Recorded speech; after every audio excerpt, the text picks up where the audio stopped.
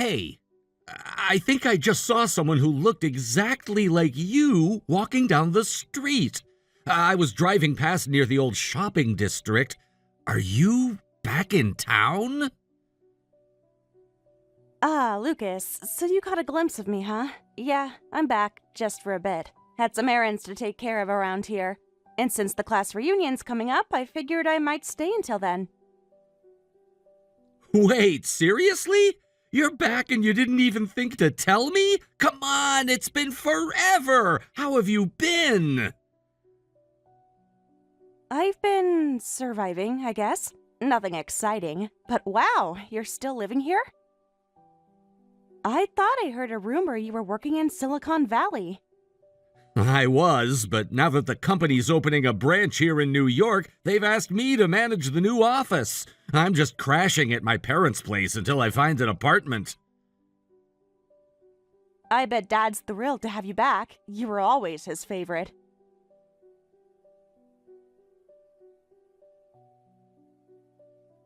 Come on, that wasn't just me. He always said both of us made him proud. Top of the class, hardworking, reliable. Wait, you didn't tell him you're back too? No, I'm not really in the mood to deal with him, to be honest. Not in the mood? What do you mean? You still talk to him though, right? I mean, Dad sends me messages all the time. He's gotten surprisingly good with tech lately. Makes me feel old. We don't talk. I haven't heard from him in years. What? Why not? Wait, Mia, did something happen between you two? Lucas, it's not something you need to worry about. Of course I need to worry. This is about our family. I wasn't around when you were in middle school. I left home early. I don't know what happened after I moved out, but are you saying something serious went down? Didn't he ever mention anything about me? To you? No. Actually, he always made it sound like you two were fine. He even said you still called him regularly. He said you were attending some university out in the countryside. Never said which one, but told me it was a good school. Wow. So he really said that? No, Lucas, that's all a lie. He never reached out, not once. Why would he? He kicked me out. Hold on, what do you mean kicked you out? Dad kicked you out of the house? Of course he did. Mom's been gone for years, you know that. Once she passed, there was no one to buffer him anymore.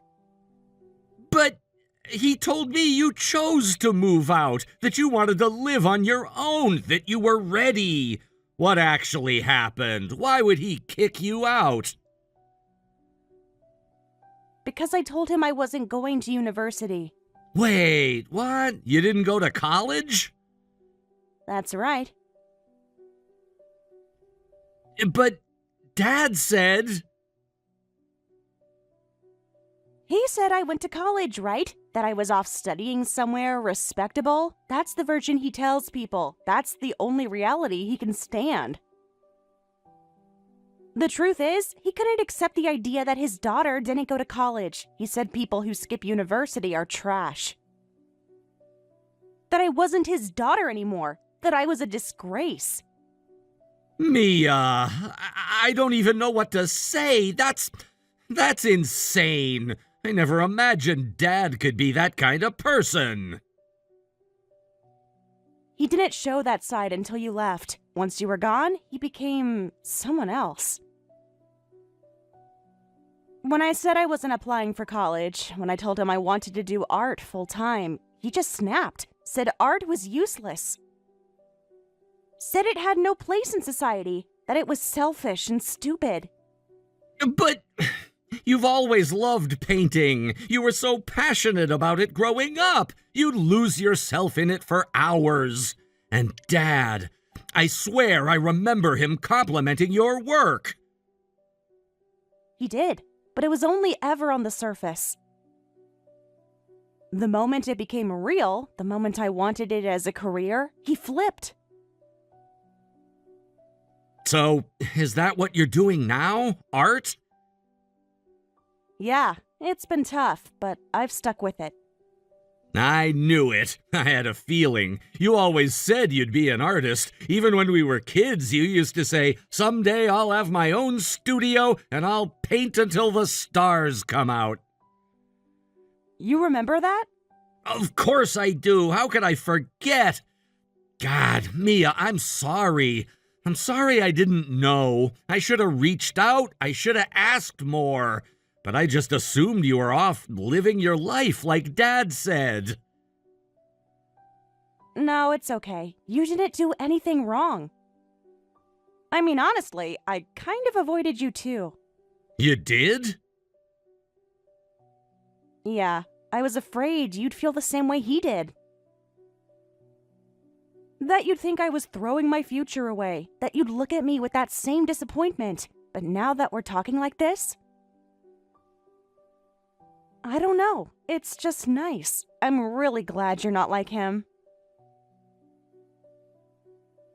Of course I'm not, Mia. You're my sister. Nothing changes that. And what you've gone through, you shouldn't have had to do that alone. Next time, tell me, please. No more hiding. Yeah, thanks, Lucas. Really, it means more than you know.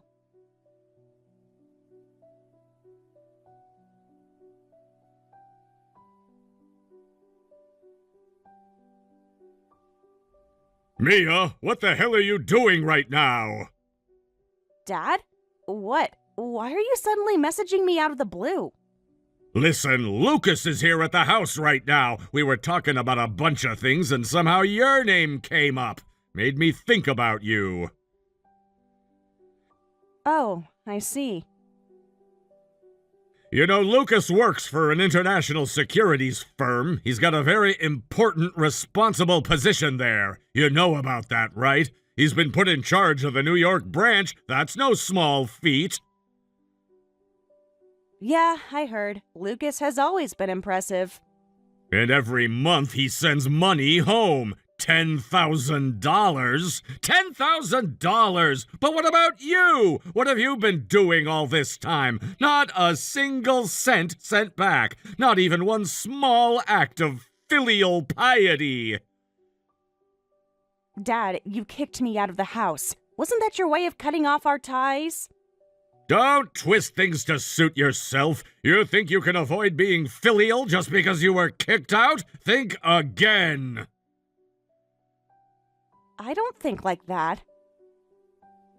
But still, you kicked me out first, and now you're acting like this?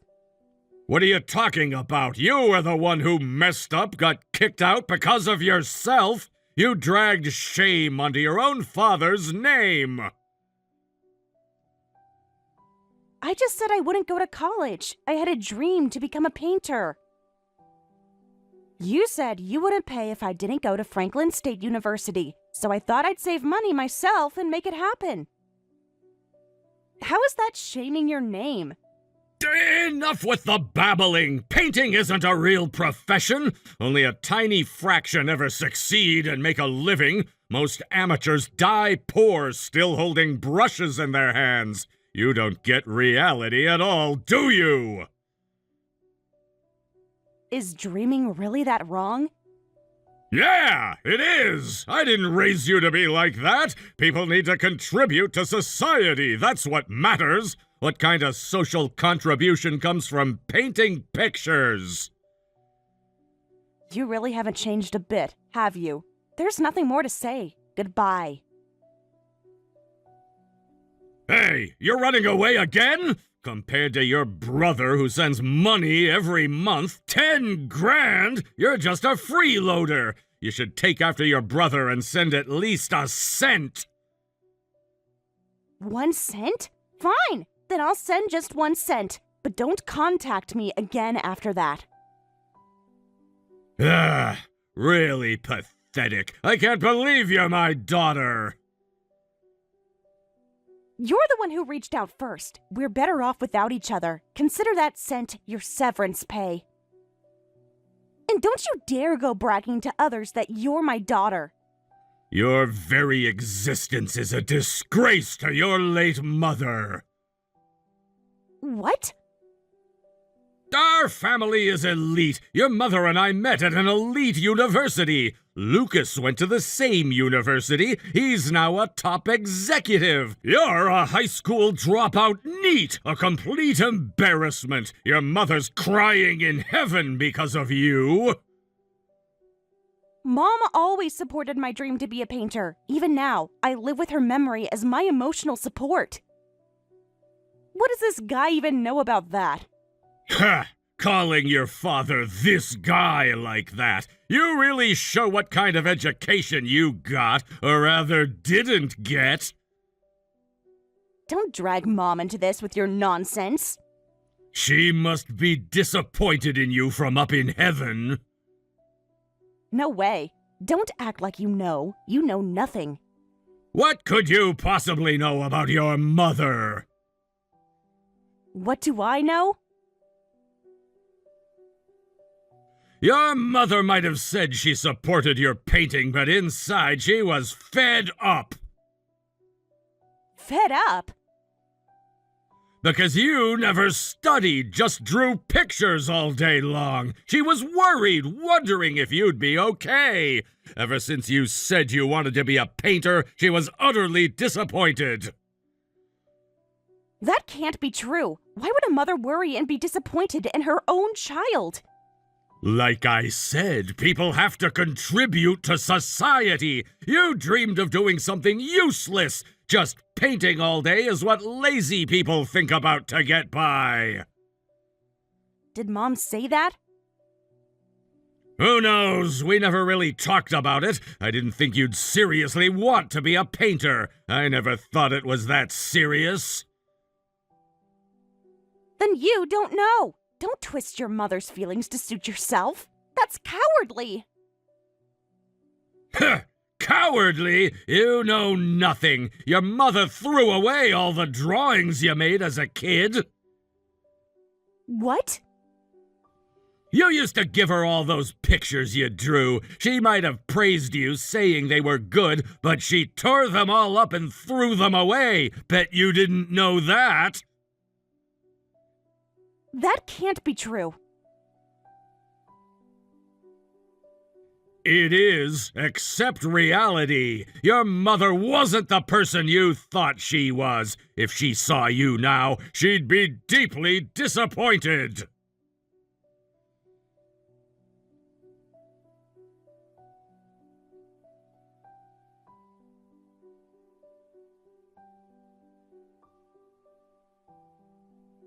Dad, sorry, but I'm cutting off the money. That 1 cent you got from Mia, that's the last support you'll be seeing. I'll transfer it from my account instead.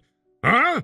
Lucas, what the hell are you talking about? Is this some kind of prank? How do you even know about that 1 cent? It's not a prank. This is my decision. I've thought about it, and I'm done. There will be no more money from me. No more contact. I appreciate what you did to raise me, but we're done here. This is goodbye. What the hell are you saying? Have you lost your mind? No. I'm more clear-headed than I've ever been. Mia showed me the messages, the things you said to her. Frankly, after seeing that, I don't want to support someone like you anymore. I'm not going to fund your life while you treat your own daughter like trash. Are you serious? You're siding with her now? You've lived your whole life following my principles, haven't you? Sure. I went to the right school, got the respectable job, kept my record clean, all just the way you planned. But I never did any of it for you. What did you just say? Mia never even went to college, right? She made that up because she knew you'd go ballistic if your friends found out. That tells me everything. It tells me that your pride means more to you than your children ever did. And I'm sorry, but I can't keep respecting a man who values his image more than his family. Lucas, what the hell is wrong with you? You're not the son I raised. This isn't you. You've got to wake up, man. I am awake. What you're seeing right now is the real me. Finally awake after years of sending money to a father who only ever saw his kids as trophies. So you're seriously cutting me off? You're actually going to abandon your own father? That's right. I'm saying this clearly so you can't twist it later. We're done. I'm cutting ties. You arrogant little... You ungrateful brat! Did you already forget everything I did to raise you? I haven't forgotten a thing, which is why I kept sending you $10,000 every single month for years, totaling over $300,000. I think I've repaid the debt of raising me several times over, don't you? So that's it? You think money makes up for everything? No, but it sure makes it easier to walk away when I realize you never loved us. You just wanted something to brag about.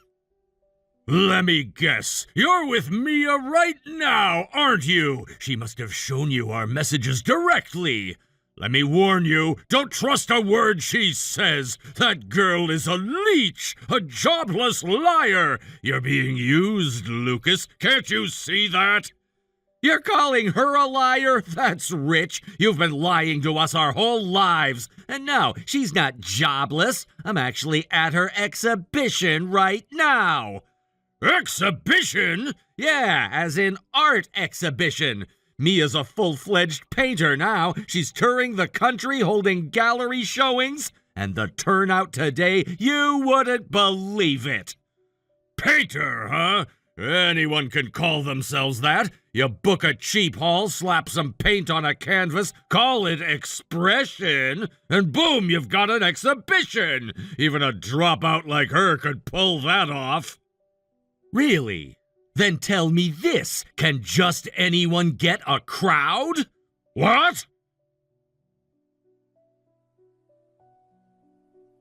What is this picture? It's what her exhibition looks like right now. See that line? People with tickets standing outside waiting to get in. The space inside is too small to accommodate them all. They're waiting because they want to see her work. All those people? For her? Shocking, isn't it? I recognized some of the paintings, too. Turns out those drawings I used to see her working on late at night, they weren't just a hobby. They were her voice, her real career. She's got raw talent, the kind you ignored because it didn't fit your narrative. Why don't you search her name? Mia Sanders. Sanders? Wait a second, that's... Yeah, Mom's maiden name. Mia uses it professionally now, probably because she doesn't want your name attached to anything she creates. And frankly, I don't blame her. That ungrateful brat! All of you. You think you're so clever going behind my back, using fake names! No, the only one who's been conning people is you. Mia had to hide everything from you. Her career, her goals, even her existence, just to survive your ego. That's not parenting, that's tyranny. You're just going to walk away like this after everything I gave you? You didn't give us anything but expectations. You wanted us to be perfect, not happy. And you treated Mia like she was broken because she didn't fit your mold. You listen to me, you little... I'm heading over to your place now to pick up the rest of my stuff. Don't worry, I'll bring some beer. It's the last time we'll ever see each other, after all. You think you can just end things like this? Don't you dare walk out on me. I made you. Stop acting like I'm some possession you bought and raised to be obedient. I'm not a dog and you're not a king. You don't own my life. You're making a huge mistake, Lucas. This isn't how family works. No, this is exactly how family works, or at least how it should work. Mutual respect, support, decency. And when those are gone, there's nothing left to hold on to. I don't believe this. You're just going to throw me away? Funny, coming from you. You've been throwing us away for years. You just didn't think we'd ever grow strong enough to walk away ourselves. This conversation's over. Lucas! Goodbye, Dad.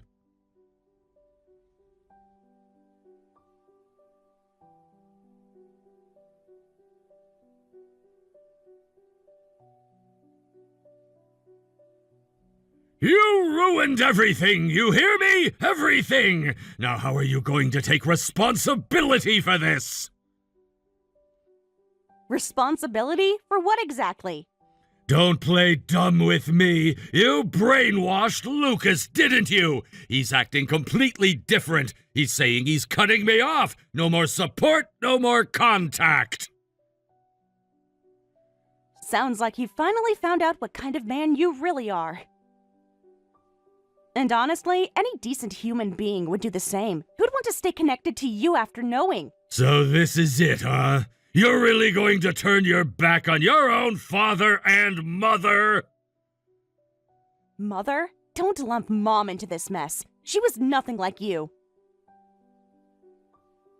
Oh, come on! I told you before, didn't I? Your mother never supported your dream of becoming a painter. Not even a little!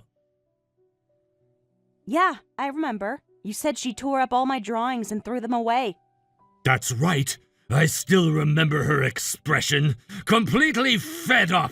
She said, if she keeps wasting time like this, I'm worried for her future.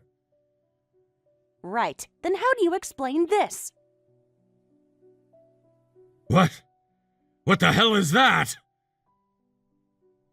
It's a file Lucas brought back from the house earlier. Mom kept all my old drawings, every single one of them, clipped together, organized by age. She didn't throw them away. She cherished them. No! You're a liar. And not just any liar, a disgusting one. Lying about a dead woman who can't even defend herself anymore? That's low, even for you. Okay, maybe I misremembered. Maybe she was going to throw them out someday and she just hadn't gotten around to it yet. Don't even try. You're done. Lucas saw the file too. He saw how carefully she'd saved every sketch. He was heartbroken, you know? Said he couldn't believe you'd lie like that. You've lost him. You've lost all of us. After everything I did to raise you ungrateful brats! We were raised by Mom. You were too busy trying to bend us into your idea of success. But that didn't work out the way you wanted, did it? Wait, where's Lucas now? I want to speak to him. Let me talk to him. He's not responding to my messages. That's because he blocked you. He said he never wanted to hear your voice again. No, this isn't right. He's a smart boy, a reasonable one. He's not like you. If I could just talk to him. Because without Lucas's money, you can't survive, can you? Excuse me? Of course I can survive! Do you even know who I am? I'm the president of a company! I make more money in a month than... Oh, please, don't insult my intelligence. We know your company went under. Lucas told me. Said you're neck deep in debt, still pretending everything's fine. He said that? No. That's not true! I've already taken over a new company! I'm running things again! You don't know a damn thing! Right, just keep spinning those fairy tales. But if that's true, then you don't need Lucas's $10,000 a month anymore, do you? No! You don't understand! I need that money! Of course you do. Your precious accessory, your Ivy League six-figure son, just walked away. What'll the neighbors say when they find out your perfect family cut you off? You hid the truth about me for years too, didn't you? Told people I was in college, studying something prestigious. Didn't want anyone to know your daughter was pursuing art. Because you were an embarrassment! Lucas, though, he was different. He was a source of pride until you poisoned him. You think I care about your pride? If you won't stop lying, then I'll just spread the truth myself. What are you talking about? I'll make sure everyone at the next reunion knows exactly what kind of man you are. And in a small town like ours, that kind of news spreads fast. You won't be able to spin your usual web of lies. You wouldn't dare! Your whole life, propped up by deceit and fragile ego, is about to crumble. It's time you face the reality you've been running from. What's this? There's something at the front door? A painting? You left this, didn't you? Yep, my final gift to you. It's a painting I did the day after you kicked me out of the house. A picture of our family. Why the hell is my face just a swirling mess? Because that's how I used to see you. Frightening, incomprehensible, like a storm that never ended. But now you're just a pathetic man with no power over us. So keep the painting. It's all you've got left. You think you can insult me like this after everything? You're the one who should be ashamed. You're broke, unemployed, and completely alone. Don't talk to me like that. I'm still your father!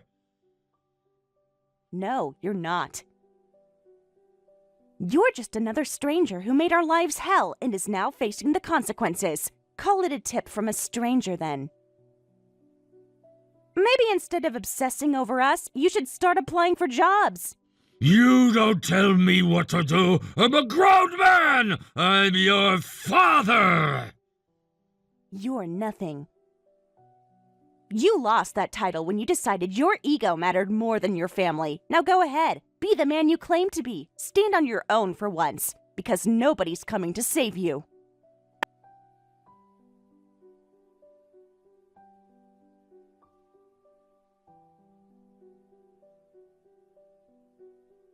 After we severed ties with our father, he didn't contact us for quite some time. I suspect his pride was the main reason. Despite whatever had happened, he seemed unwilling to swallow his pride and reach out. It felt like a deliberate silence, a refusal to acknowledge the situation or try to make amends. However, things took a turn when his company went bankrupt. The financial collapse hit him hard, and on top of that, he and his wife, my stepmother, ended up suffering terribly. The pressure of the failure, the weight of losing everything, took its toll on them. Eventually, he was forced to give up the house they'd been living in.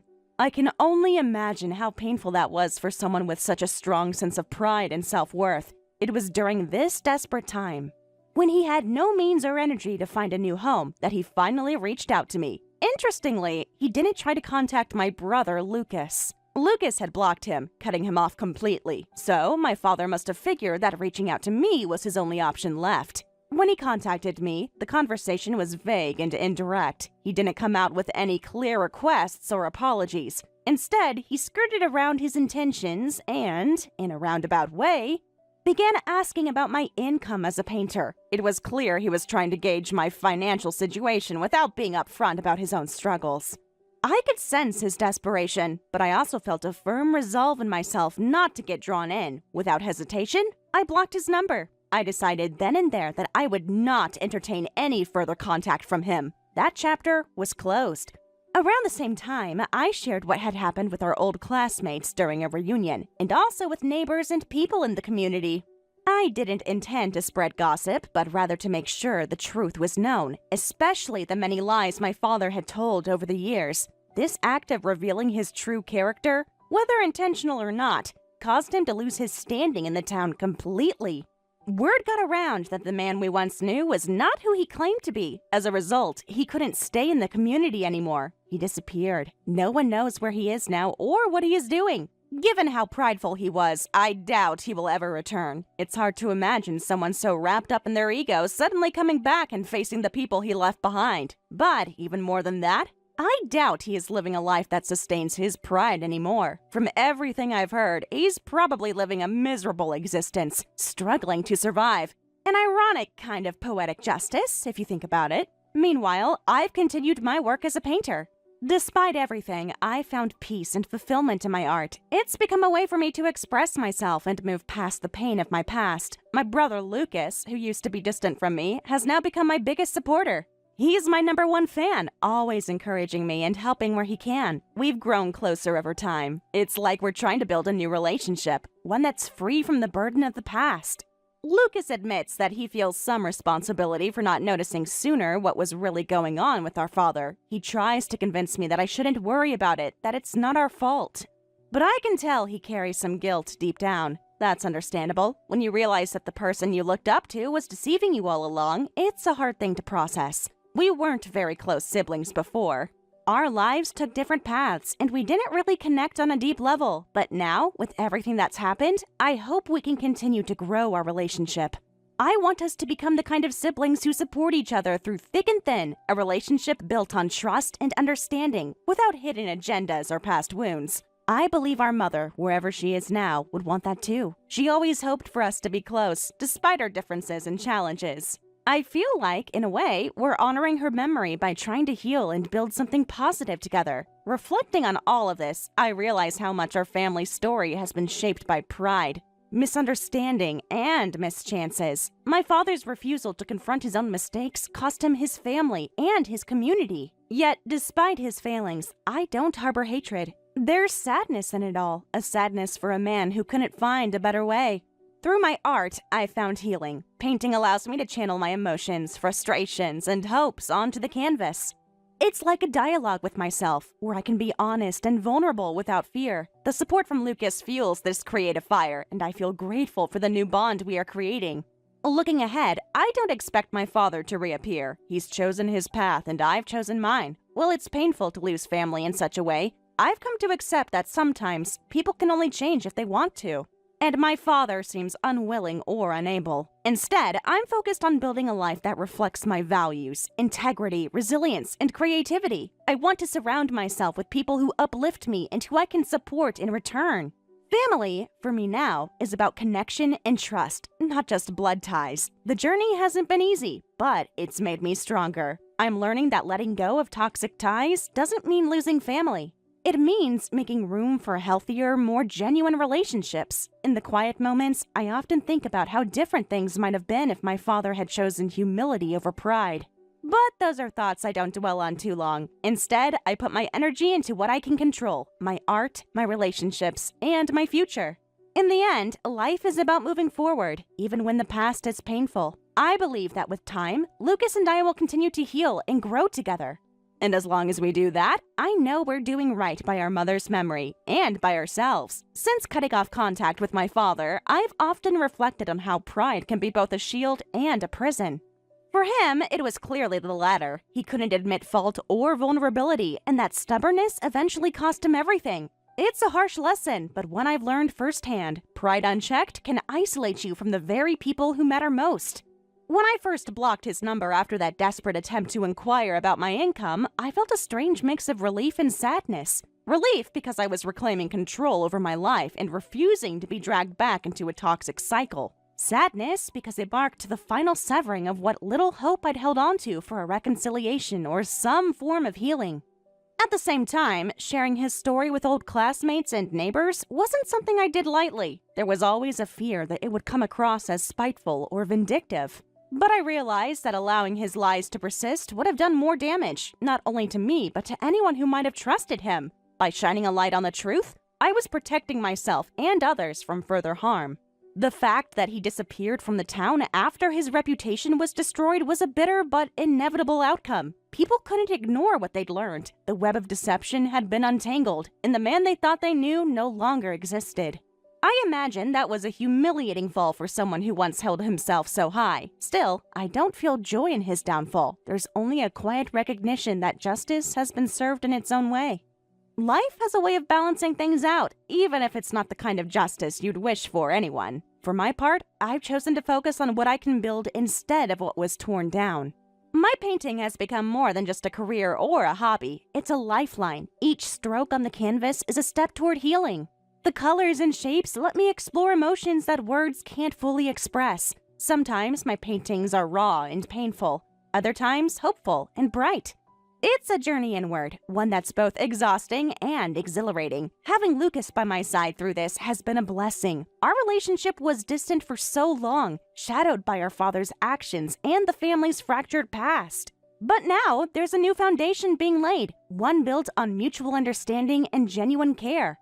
Lucas supports me not just as a brother, but as a friend. He attends my exhibitions, shares my work with others, and encourages me when doubt creeps in. I see in him a quiet strength, a resolve to not repeat the mistakes of the past. He carries a sense of responsibility that sometimes weighs heavily on him, especially when he thinks about how blind we were to our father's true nature. But I remind him gently that none of it was our fault. We were children trying to make sense of a complicated, broken family. The blame belongs to those who chose deception and selfishness. As our bond grows, I feel hopeful about the future. I want us to become the kind of siblings who can lean on each other through hardships and celebrate each other's successes without jealousy or resentment. It's a new chapter, and I'm determined to write it with kindness and openness. Beyond family, this experience has reshaped how I view identity and self-worth. For years, I tied my value to what my father thought or said about me, even though deep down I knew it wasn't true. Breaking free from that was painful, but liberating. I've learned that self-worth isn't defined by others' approval, but by how honestly you live and how you treat yourself and others.